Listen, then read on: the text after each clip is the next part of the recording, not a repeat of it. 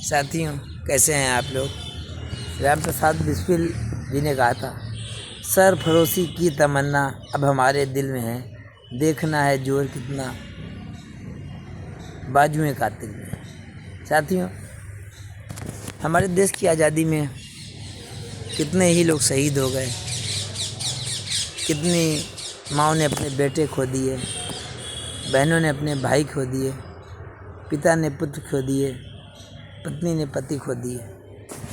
तब जाकर 15 अगस्त 1947 का दिन आया, हम आज़ाद हुए। लेकिन आज़ादी के समय एक प्रश्न और था कि इतने बड़े देश का शासन कैसे चलाया जाए, क्या नियम हो, क्या कानून हो।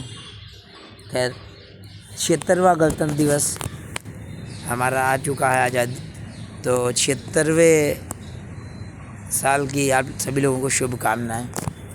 ऐसे समय मुझे अपना नैतिक दायित्व महसूस हुआ कि कुछ ऐसे भी लोग हैं जो गुमनाम रहते हैं। सभी लोग डॉक्टर भीमराव अम्बेडकर का नाम जानते हैं, प्रारूप समिति का नाम जानते हैं, और संविधान में क्या क्या है सभी जानते हैं। इसमें कोई ख़ास बात नहीं है। मैं यहाँ बैठा हुआ हूँ उस व्यक्ति के लिए जिसको लोग नहीं जानते। क्या आप जानना चाहेंगे ऐसे व्यक्ति को जिसका संविधान में एक बहुत इम्पॉर्टेंट रोल रहा है। जैसे मकान की नींव बनती है, वैसे ही उस व्यक्ति की नींव है। मैं ले चलता हूँ अंग्रेजी काल की एक घटना है। एक बच्चे का जन्म हुआ, थोड़ा बड़ा हुआ, उसके माता पिता की मृत्यु हो गई। साथियों, जानते हैं एक अनाथ का जीवन क्या होता है, कैसे होता है। साथियों, अब बच्चा था और उसके बाबा थे। खैर, बाबा ने ये सोच लिया कि बच्चे को माता पिता की कमी महसूस नहीं होने देंगे, और सबसे जो ज़रूरी चीज़ है ज्ञान। बच्चे ने माता पिता की तरह प्यार किया और ज्ञान के मामले में उसको आगे बढ़ाता रहा। 2 तरीके के ज्ञान होते हैं, एक एकेडमिक ज्ञान और एक होता है व्यवहारिक ज्ञान। तो दादा जो थे उसके बाबा बच्चे के, वो अंग्रेजी और फारसी और कई भाषाओं के बहुत अच्छे जानकार थे, और अंग्रेज़ों को भी वो पढ़ाया करते थे, फारसी वगैरह। साथियों, तो बाबा ने ये सोचा कि अपने पोते को स्कूली तो पढ़ाई होगी, लेकिन साथ में चलो कुछ जो मुझे आती कैलीग्राफी, जो अच्छी राइटिंग लिखते हैं उनको कैलीग्राफी कहा जाता है, सुलेख। जैसे हम लोग बच्चों से कहते हैं अच्छा लिखो, बहुत अच्छा जो लिखते हैं उसको अलग विंग दे दिया गया है कैलीग्राफी। एप्पल के जो फाउंडर थे स्टीव जॉब्स, उन्होंने भी कैलीग्राफी सीखी थी। खैर,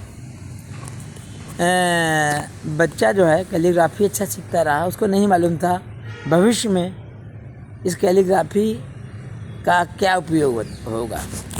देश आज़ाद हुआ। सभी जानते हैं कि संविधान के निर्माण के लिए कमेटी का गठन किया गया, और एक प्रारूप समिति बनी, और 13 और समितियां बनी, और डॉक्टर अम्बेडकर जी ने इतना महान काम कर दिया संविधान को बनाकर।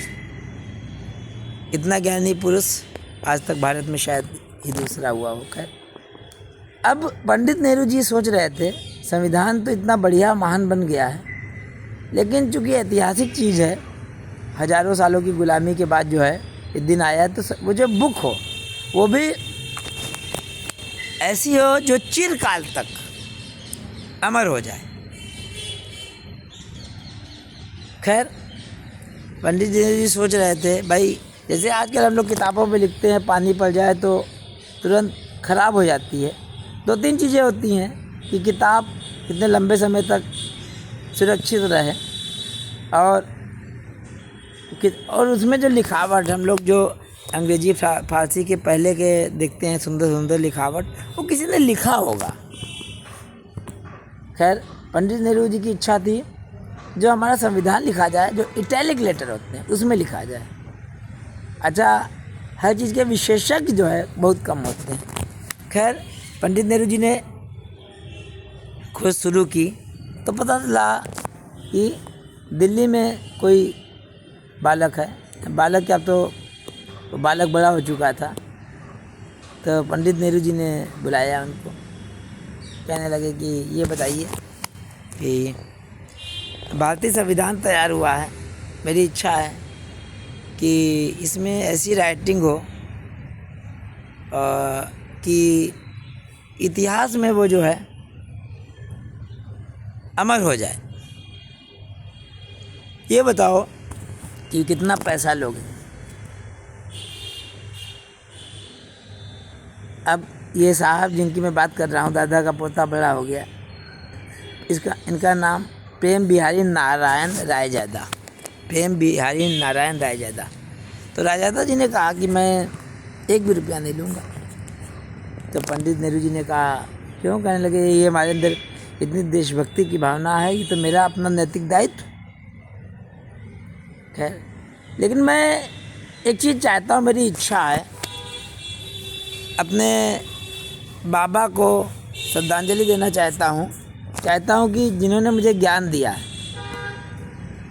उनका नाम और मुझे ज्ञान दिया है, तो भविष्य में लोग जब कभी देखें तो कहीं नज़र जाए तो ये हो जाए कि लिखा था, तो हर पन्ने पे मेरा नाम आ जाए और आखिरी पन्ने पर मेरे बाबा का नाम और मेरा नाम दोनों आ जाए। पंडित जी नेहरू जी ने कहा इसमें कौन सी आपत्ति क्या। पंडित नेहरू जी ने ओके कर दिया। और इसके लिए साथियों मालूम होना चाहिए, चेकोस्लोवाकिया वगैरह से निब मंगाई गई थी। पेन के निब सभी लोग जानते होंगे, आजकल बॉल पेन से लिखा जाता है, लेकिन निब जिन लोगों ने इंक वाले पेन यूज़ किया है, निब वाले 432 निबें मंगाई गई थी और एक 303 नंबर की नीब का ज़्यादा यूज़ हुआ था। तो इस तरीके से जो है क्या कहते हैं कि 6 महीने में करीब ये काम किया उन्होंने, संविधान की प्रस्तावना से लेकर सब काम किया। एक चीज़ और जो मैं देख रहा था, बहुत लोगों को नहीं मालूम है, होगा शायद, कुछ लोगों को मालूम भी होगा, जो संविधान की जो बुक है हमारे यहाँ, इसमें क्या लगता है, केवल लिखा हुआ है या कुछ और है? बुक में क्या क्या होगा, कुछ आइडिया है आप लोगों को? चलिए, इनको आइडिया है तो ठीक है, नहीं आइडिया तो भी बता देता हूँ मैं। साथियों, यही मेरी जो है इच्छा है कि ऐसी चीज़ें सबकी नॉलेज में आ जाए। खैर, तो ये समझ लीजिए कि इसके बाद नेहरू जी की इच्छा थी कि इसमें जो है कुछ चित्र भी हों, भारतीय सभ्यता संस्कृति जो हज़ारों सालों से चल रही है उसी संविधान में आ जाए। जैसे हम लोग बच्चों की किताबें, अपनी किताबें देखते हैं तो पिक्चर के हिसाब से समझा दिया जाता है। तो इसके लिए रविन्द्रनाथ टैगोर के शांति निकेतन में नंदलाल बोस एक आर्टिस्ट, उनको बुलाया गया।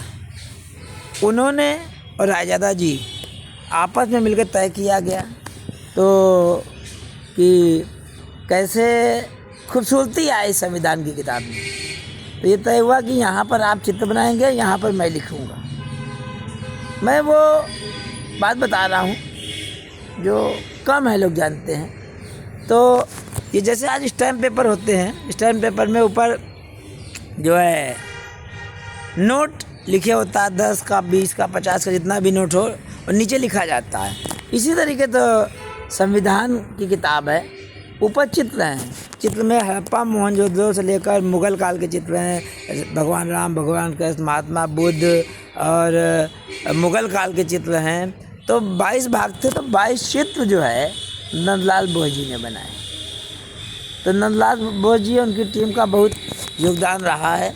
और प्रेम बिहारी नारायण रायजादा, तो इनको भी हमको याद करना चाहिए। साथियों, 2 लाइनों के साथ ख़त्म करता हूँ। न पूछो ज़माने से हमारी क्या कहानी है। साथियों, न पूछो ज़माने से हमारी क्या कहानी है, हमारी पहचान तो बस यही है कि हम हिंदुस्तानी हैं। जय हिंद, वंदे मातरम। भारत माता की जय। मिलता हूँ फिर।